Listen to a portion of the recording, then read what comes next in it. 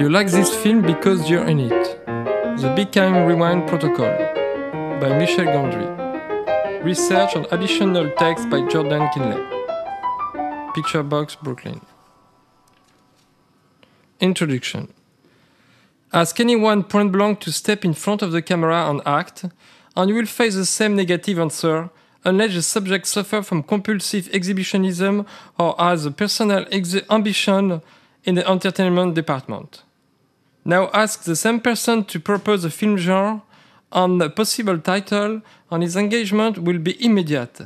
I have tried to find a system that, if followed, would provide a smooth transition between those two questions, transforming the embarrassment of ridiculing oneself before the lens into a joyful compulsion. I developed and tested this system in March 2008 at the Manhattan Art Gallery Dutch project, which kindly transformed itself into a mini film studio where anyone could come with their friend to create a little film from scratch in 2.5 hours. In just 1 month, at Dutch project, more than 1,000 people of all age and social backgrounds shot 122 personal films of 10 to 15 minutes each.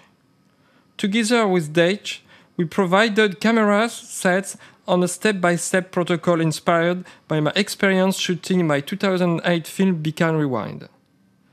In order to provide a minimum number of restrictions and a maximum amount of creativity and fun, the protocol consisted of 2 workshops in which participants followed instructions that guided them as they brainstormed ideas, created a storyline, and then planned out the other various narrative and production details.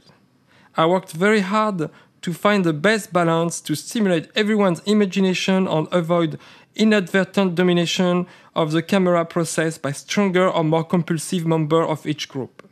Basically, the rules were devised to allow the community to be the leader.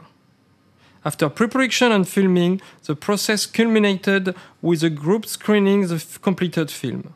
Each time, it was a mini celebration, and numerous times I witnessed the happiness, pride, and of course laughter that come with self-recognition on screen. The miniature film companies were usually composed of friends who arrived together, but outsiders often joined up, and by the end of the shooting process, strong connections were formed between complete strangers.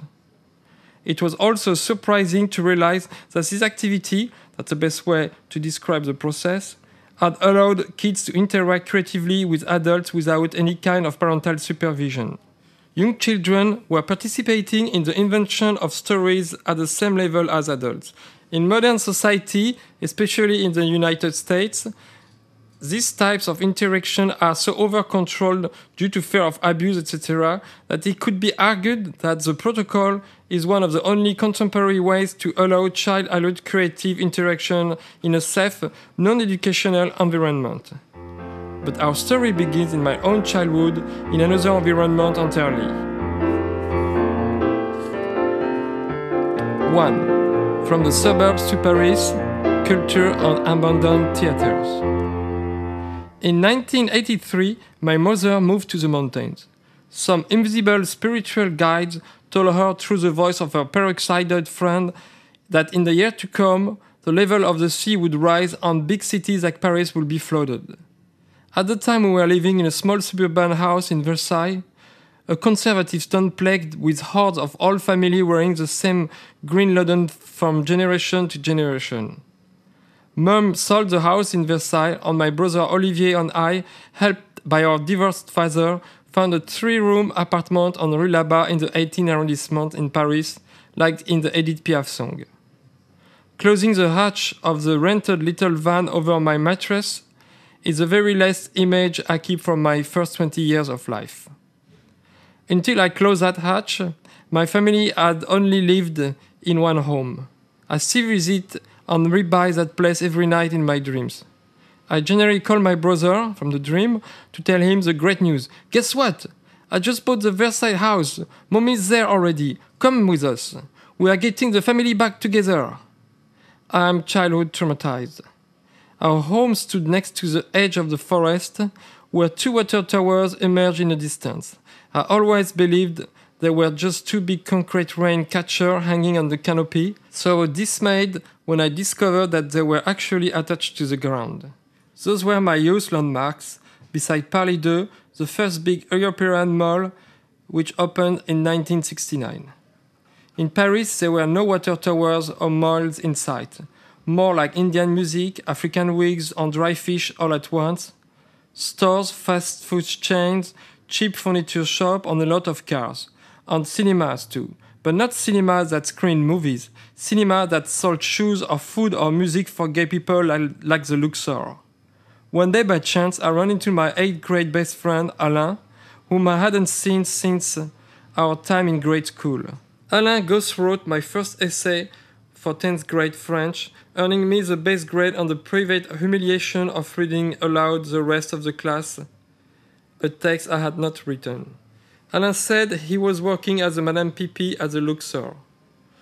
The Luxor was one of the most prestigious movie theaters in Paris until it closed in the 70s.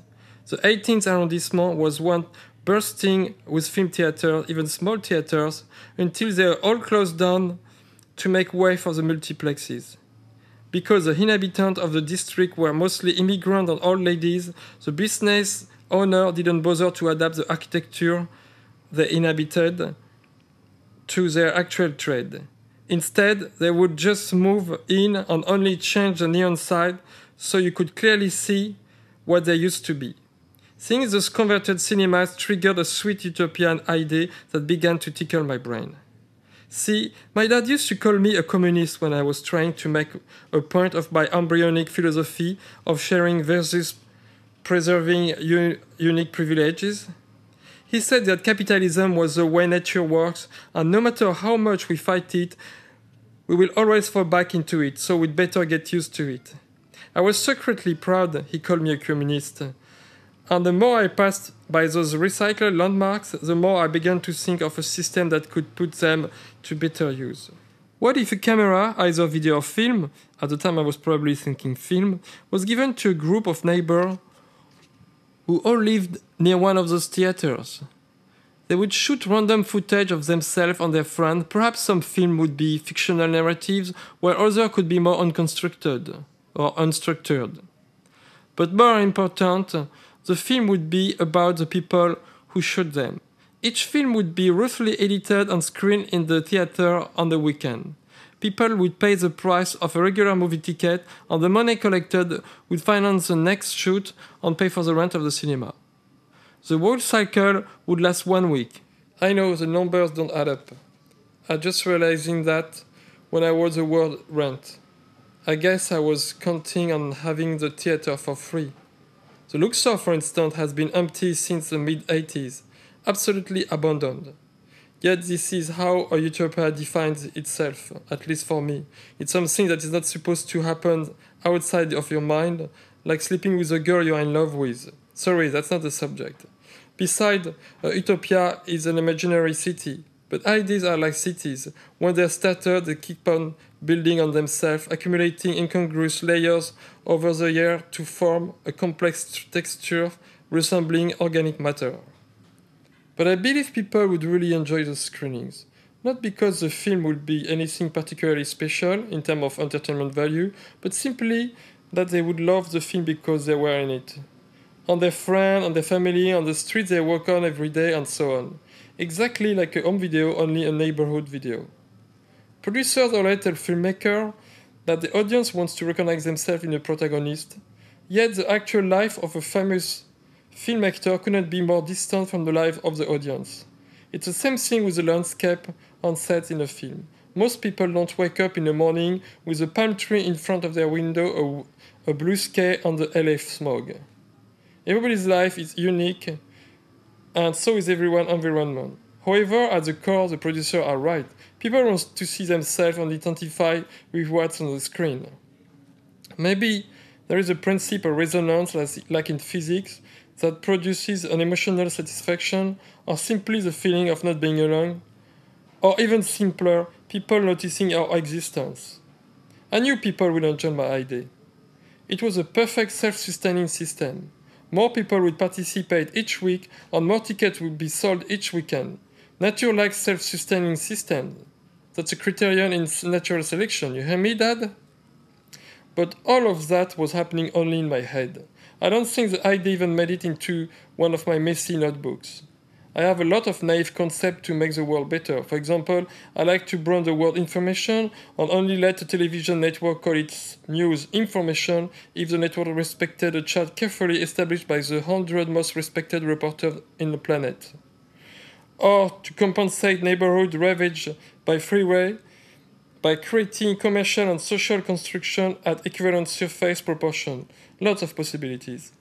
But soon after my Utopia idea, I began to work at an animation studio, painting dots on a wallpaper for conservative children's story.